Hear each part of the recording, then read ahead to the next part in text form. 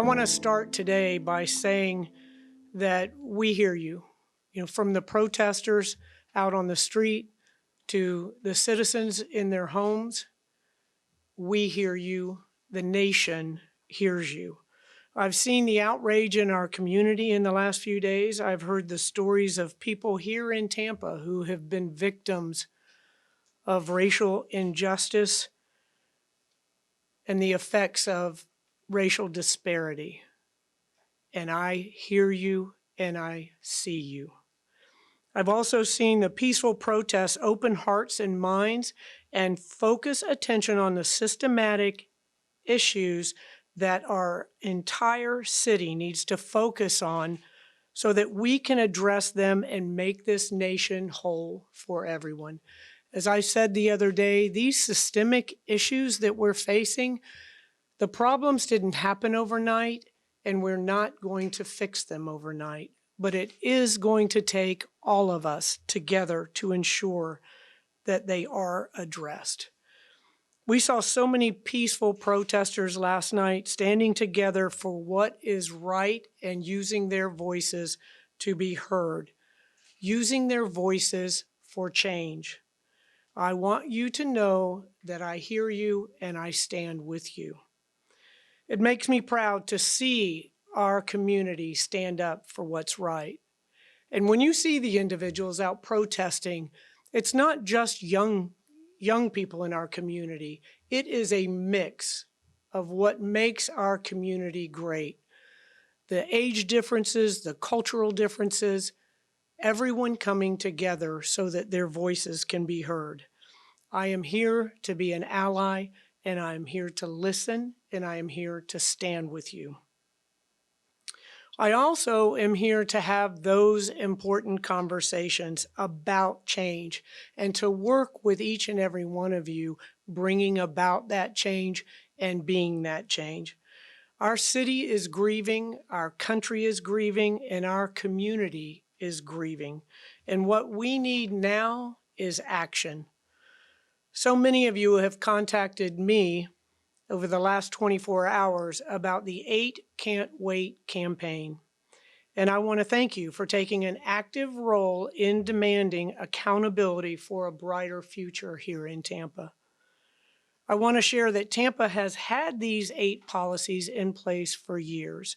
And for those of you who have not seen the 8 Can't Wait campaign, it is to ban chokeholds and strangleholds, require de-escalation, require warning before shooting, require that officers exhaust all alternatives before shooting, a duty to intervene, a ban shooting at moving vehicles, requiring a use of force continuum, and requiring comprehensive reporting.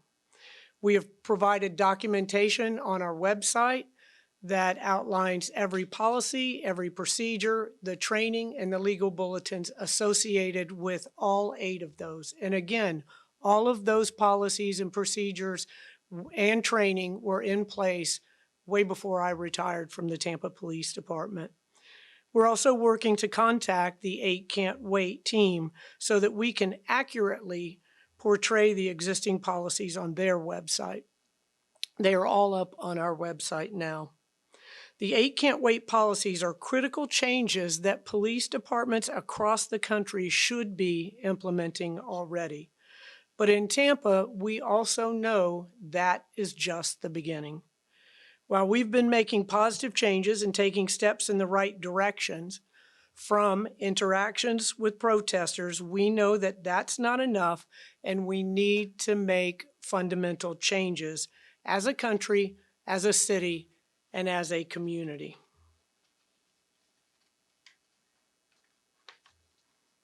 I look forward to working directly with the activists, the protest organizers, and leaders to make those important policy changes.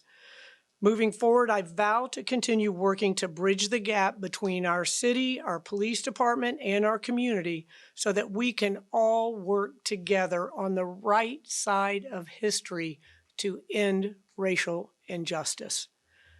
Now I'm going to bring up Chief Dugan to make a few remarks. Thank you, Mayor. As you know, over the last 6 days, for the most part, we have had peaceful protests around our city. We started at 41 arrests on Saturday to 21 arrests on Sunday to 2 arrests on Monday. Unfortunately, on Tuesday night, the first night of the curfew being lifted, we made 68 arrests. We had no arrest on Wednesday, and last night we made 3 arrests. So you can see the numbers and the trends. It looks that peaceful protest is starting to happen again. The police and the protesters are working together for the same cause, to end police brutality. We are looking at all incidents and claims of officers using excessive force. We take these complaints and these allegations serious, and they will be investigated, and everyone will be held accountable. We hear you and take allegations of misconduct seriously. We are working directly with Mayor Castor and her office to review our policies and protocols. Chief Tony Holloway from St. Petersburg Police Department contacted me moments ago and has asked me to be part of a committee of statewide police chiefs to review policies and implement change on how we police our communities. Mayor? All right. And next, I'm going to bring up Dr. Lori Friedel from University of South Florida. She, in essence, was the founder of Fair and Impartial Policing and has done that training all over the United States. And the Tampa Police Department were among the first of her clients. Dr. Friedel? Thank you, Mayor. First and last name before you start. Lori Friedel, L-O-R-I-E. Friedel, F as in Frank, R-I-D-E-L-L. Professor of Criminology at USF and founder of Fair and Impartial Policing. So Fair and Impartial Policing is actually the #1 provider of implicit bias awareness training for law enforcement in North America. And what this training recognizes is that bias comes in more than just one form. For many years, we thought that bias was like the racist, who had conscious and deliberate biases based on animus, people who are unconcerned about their discriminatory behavior, is the way we thought all bias manifested. And then the social psychologists found out we all have implicit biases. And with implicit biases, we link groups to various stereotypes. It's not based on animus and hostility. These stereotypes can impact our perceptions and our behaviors outside of conscious awareness, and this can impact even well-intentioned people who reject at the conscious level biases, stereotypes, and prejudice. So our program brings to law enforcement the science of implicit bias.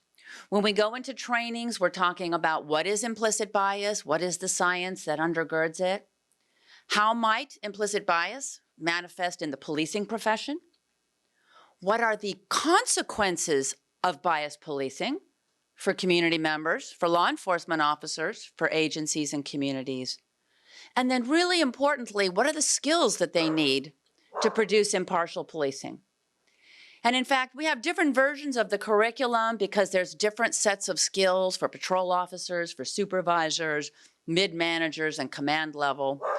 Just as some examples, at the officer level, we want them to be able to reduce their biases, manage their biases, beware of the biases of others, including colleagues and community members. We want them to know their agency's policy and also, when they can, slow things down so that their biases do not impact them in fast-moving situations. At the command level training, which is actually the longest, there's a lot for the leadership to discuss. And the leadership talks about how do we produce impartial policing through recruitment and hiring, operational commands, measurement, outreach to community, the culture of the agency, leadership message, and so forth. So as Mayor Castor said, when she was Chief Castor, she brought us in to train and started with Chief Castor hosted a regional Train the Trainer, which means many agencies from around the area were present. And at that training, we trained some of those agencies' trainers to implement the patrol curriculum and the supervisor curriculum.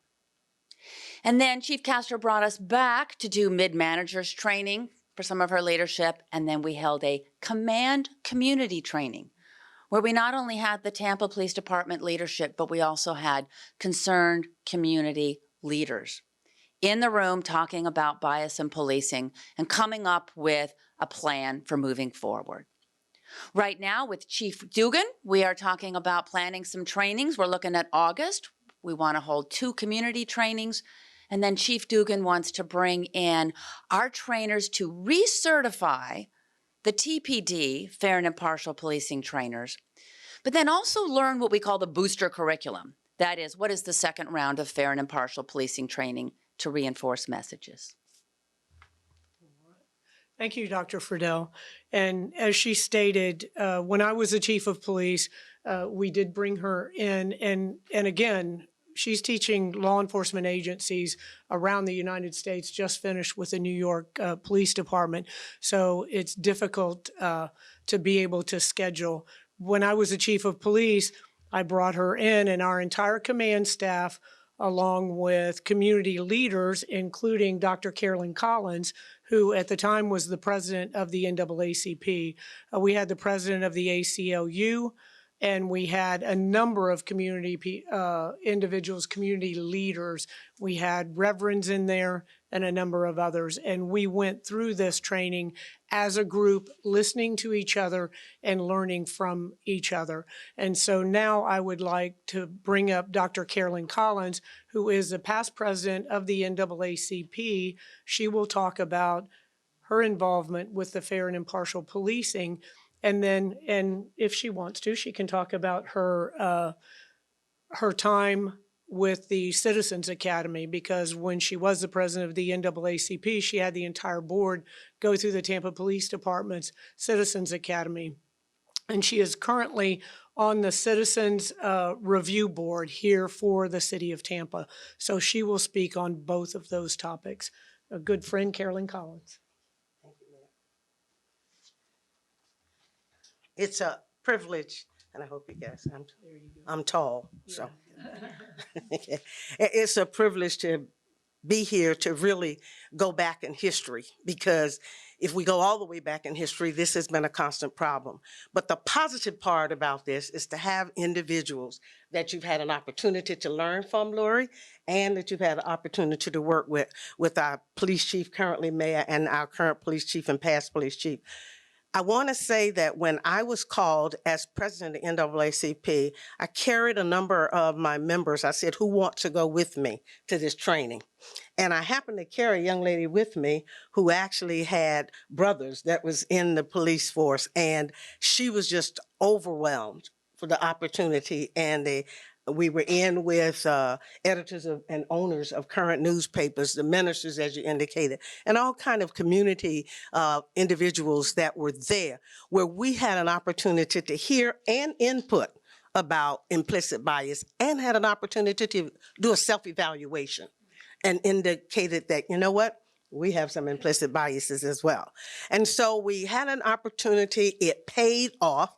I left there and I went on my last national convention with the NAACP in Las Vegas, Nevada. And I had an opportunity to go and listen to cops and hear about community policing. And they sent us away with a directive. And that directive was quite simple.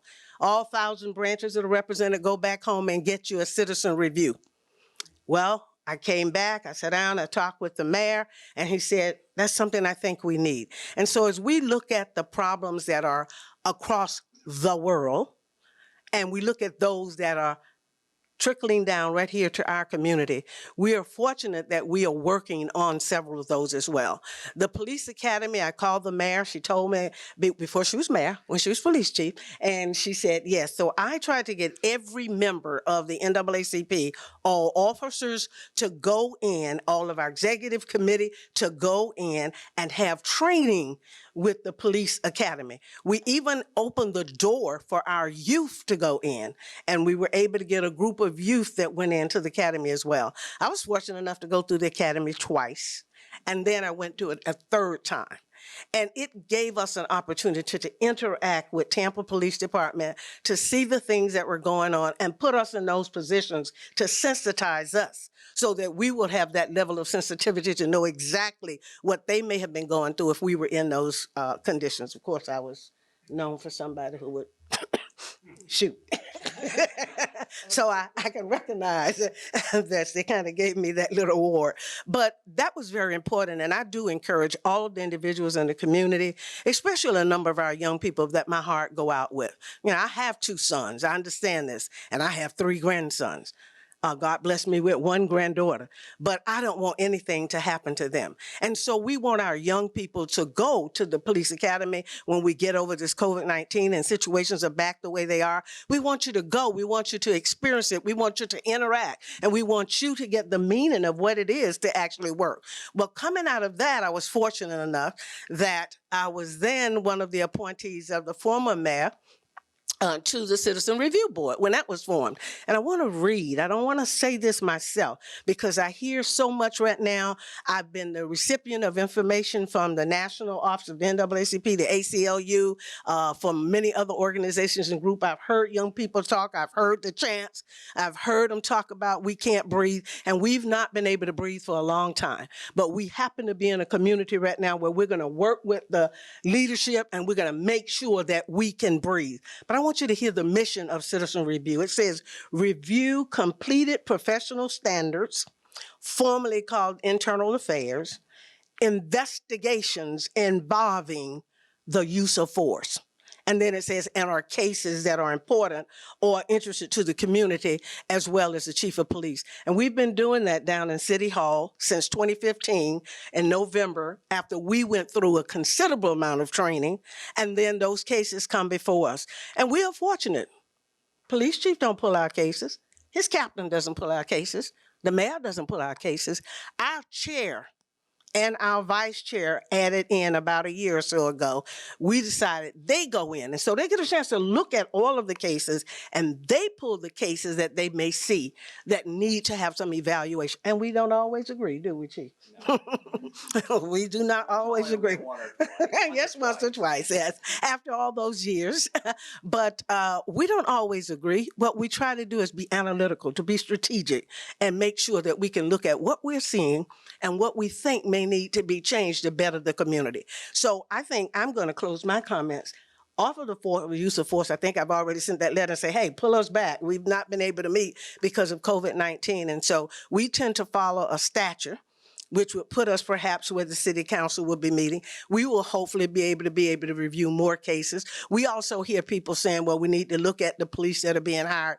I want to tell you that as a graduate of my institution, I won't be partial and biased right now, but as a graduate of my university, my 4-year college, we went to the police and we said, you need to get up there and see if you can get some more people of color, brown, African Americans. They went up to the university. They participated in a career fair, and the university offered them the opportunity to come back, not for the career fair, but just come back and come in here and interact with our students. And so they've been doing that. So I think as a community, we have to look at the steps that we're taking.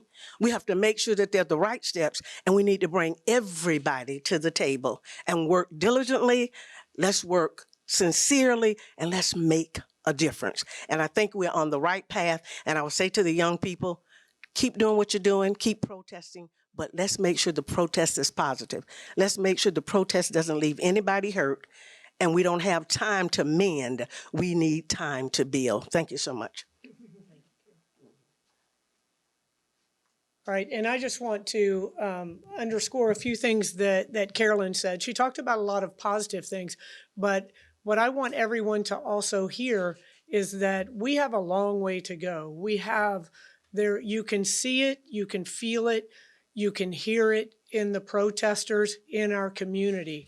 We have changes to make, and we have a long way to go. And so, again, I want everyone to understand that we hear that voice, but we also want that energy to continue on into fixing those systemic issues that have held down the Black and brown communities for so long. It's not going to be easy. Problems didn't arise overnight, and they're not going to be fixed overnight. But if we come together as a community to address those issues and find real solutions, then we will be able to lift our entire community up. Yesterday, I had the opportunity to meet with a number of USF students, some still in school, some graduated. And there's a young individual that had actually walked in the protests last Saturday and then went home and awoke to turn on the television and see the devastation that had occurred overnight, the buildings that had burned right down the street from his school. So he called, got a group of his friends together, fellow athletes, and they went out and did what they could to clean up, to pick up that mess. And so he wanted to be here today to address everyone, but he has to work. So he is at his job right now, but he wanted me to express his feeling that we do have a long way to go. There's a lot of anger, there's a lot of sadness, there's a lot of frustration, but we need to channel that energy into positive action and not into breaking down our community. So with that, I will open it up to any questions that you may have. Mayor, when it comes to the 8 Can't Wait organization, why do you think the organization was so off when it comes to rating this city and this city's police department? I didn't look at all of the other cities, but what I would expect is that it's a national movement and that they just put cities up there and then put question marks next to all of them. That would be my anticipation. And also, I am so glad that they're doing that. I actually have a call at 3 o'clock today as part of the U.S. Conference of Mayors. I have been asked to chair a committee with the major city chiefs, and it's Mayor Lori Lightfoot from Chicago, the mayor of Cincinnati, and myself. And we're looking at ways that we can implement these standards nationwide. There are no federal standards for law enforcement that are required. And that is a problem because you have agencies that are trying to do the right thing. And then you have other individuals that still have the accepted practice that we watched was used to murder George Floyd. And that has to stop. Chief, you said you only had 3 arrests last night. For those that were out on the street, it seemed like your tactics had changed a little bit. You let them be free, and you didn't walk with them. Was that attributable to the 3 arrests, do you think? Only the 3 arrests? Well, when what was frustrating for me was when the mayor lifted the curfew, the idea was to get everybody back on the page of peaceful protesting and not stifle their First Amendment rights. And then, we ended up making 68 arrests that night. And every time we tried to back off on Tuesday night to give them their space, something would happen. And that's how we ended up making arrests. And so we have been trying to pull back as much as possible to give them their freedom. And it's a balance of how do we protect them? How do we give them their freedom? And so we had over 1,000 people in front of the police department last night with no police officers there. Now we were watching through the window from a distance. Of course, they were cursing us, calling every name in the book, but that's okay. We're doing our best to give them the freedom, but we have to find that balance of, are we going to let them take over our town or not? And does it take one bad actor, which some peaceful protesters might not even see, for you to make the decision to call it an unlawful assembly? Well, what we're trying to do is specifically target those who are violating the law. Now, that makes it difficult. And, we're going to have some video later today to explain some incidents of what happened of those 3 arrests that we made. And so we're trying to target the people that are trying to create the chaos when they break the law. Unfortunately, the way the law works, sometimes you have to let them break the law before you can arrest them. And one of those you arrested was an organizer? I don't know that part. I believe I know we arrested one who had a bullhorn and maybe made himself an organizer. Chief, can you clear up some confusion? There's protesters that say you guys are using rubber bullets on them. They're saying you're using pepper spray without announcing it or giving them a warning. They're also saying you're using tear gas. Can you clear that up? Are you using all that? We are not using tear gas. We're not using rubber bullets. Now, there are times when we're using pepper spray, but it's a different type of pepper spray that it quickly dissipates. We try to give warnings, but when they start fighting with us, throwing rocks and bottles, we're not able to give a warning. But we're not using tear gas or rubber bullets. I'm not sure how that has gained steam, but we're going to have some more information out there today that shows some of the tactics that they're using. Some of our concerns is that they're the ones using tear gas. They're the ones that are using smoke. And we have evidence from yesterday that they were using smoke and it wasn't the police department. But not rubber bullets, you use less than lethal rounds. Yeah, we don't use rubber bullets and we don't use tear gas. What is less than lethal? Well, it's a variety of things, but it's not rubber bullets. Can you talk a little bit about the arrest last night? I know you said 3 were made. And see, this is where I think it gets confusing for people as they think peaceful protesters were arrested. There was one arrest where a woman had an umbrella. She had hit a police officer. It was a long spike at the end of the umbrella, and hit a police officer with it a few minutes earlier. Well, then when she came up, she was peacefully protesting, but we arrested her for what she did prior to that. And so it looks like we arrested a peaceful protester. And then we'll have video of people throwing rocks at the police. Someone took a fire extinguisher, blew that in the air to make it look like there was smoke. We did use OC spray on people. These are the problems. People are thinking, oh, the police, these peaceful protesters turn very quickly, hijack a peaceful march, and ruin it for everybody else. Chief, I'm curious, we tend to gauge the public's feelings and reaction, but what has the reaction from your officers been? They're dealing with this, which is a fallout of something that happened 1,000 miles away, and now it's come face to face with them. How are they? What are they going through personally? They're devastated. They feel like people hate them. I don't know what else to say. I mean, it's disappointing to me to see our police officers go through this. Chief, in regards to the video that you just referenced with the young woman that was kind of pinned down by officers, you mentioned that she had hit an officer with her umbrella before. Can you kind of explain why the amount of force was used on this woman when she was pinned to the ground? Yeah, we'll be showing that video later. I can tell you that if they had used that technique, now the technique looks violent, but if they had used that technique in Minneapolis, George Floyd would still be alive. What's the message for this upcoming weekend? Work with us. We'll work with you. We've been working with people. What we need to have people do is start pointing out the bad actors.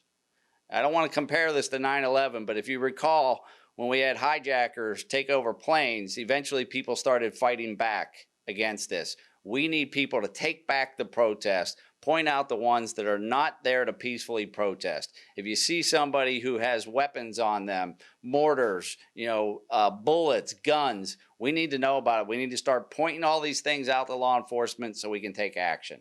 If we're not there, then they need to call 911.